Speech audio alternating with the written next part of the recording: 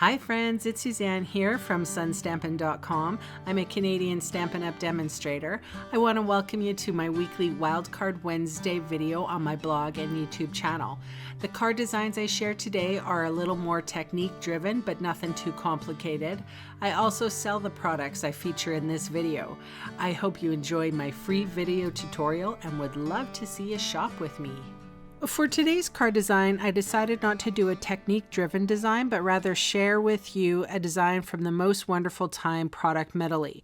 This product medley is like no other in the holiday catalog, where it's not a kit, but rather a collection of products put together. The medley includes a stamp set, dies, pattern paper, card fronts, stickers, tinsel trim, and star embellishments. For those of you who are interested, we are offering an online class for you where we supply a dozen plus one inspirational videos along with a consumable packet of supplies to make those cards. Americans can shop with Sarah Fleming from Prepare to Die Paper Crafts, and Canadians can shop with me if they choose. To feature the medley, Stampin' Up had shared with us these designs at a make and take on the recent incentive trip, and these are my projects.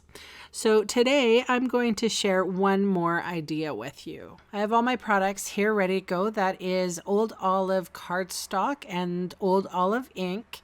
And I'm using the sweet little stars to decorate my little sentiment that says comfort and joy.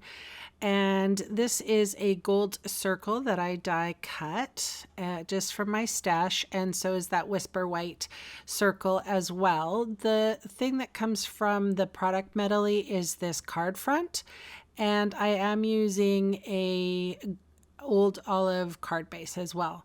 I realized that my gold circle had some adhesive, must have been from another project, so I just adhered it like a sticker. And speaking of stickers, here's the stickers that come in the product medley. So this lovely male deer, and for this little girl here, I'm de-stickifying it so that it's a little slightly easier to work with.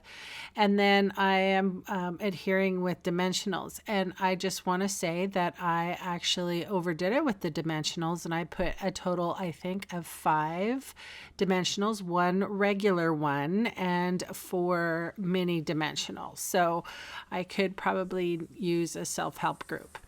Anyway, I plunked her right on the front of the card, and that is it. It was that simple, folks. Thank you so much for watching, and bye for now.